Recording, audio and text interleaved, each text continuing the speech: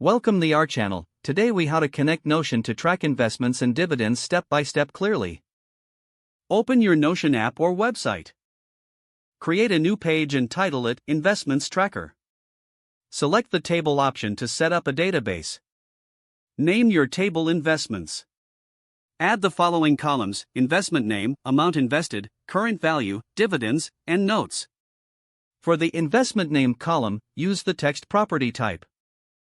For the amount invested column, use the number property type.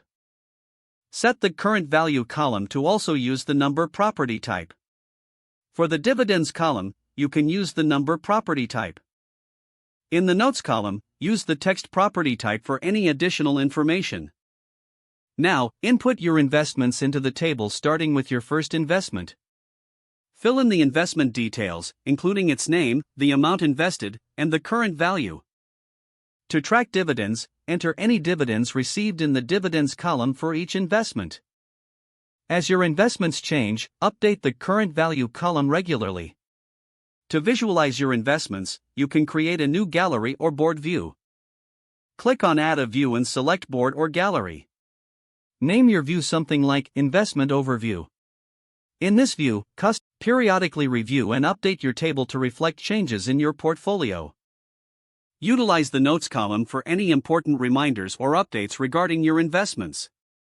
Explore Notion's features, like adding filters or sorting options to better manage your investment data.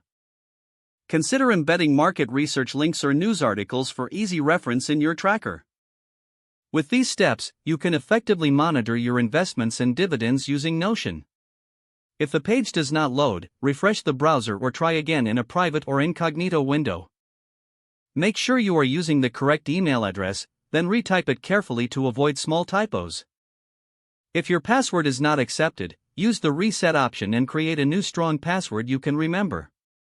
Check your spam folder for verification or security emails, then complete any requested confirmation steps.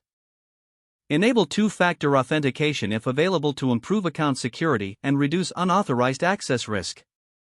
After signing in, review your profile details so your contact information and settings are accurate and current. If you see an error message, note it down and try again after restarting your device and internet connection.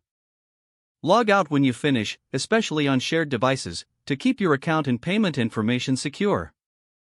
If the page does not load, refresh the browser or try again in a private or incognito window. Make sure you are using the correct email address, then retype it carefully to avoid small typos. Don't forget to like this video and subscribe to our channel for more step-by-step tech guides.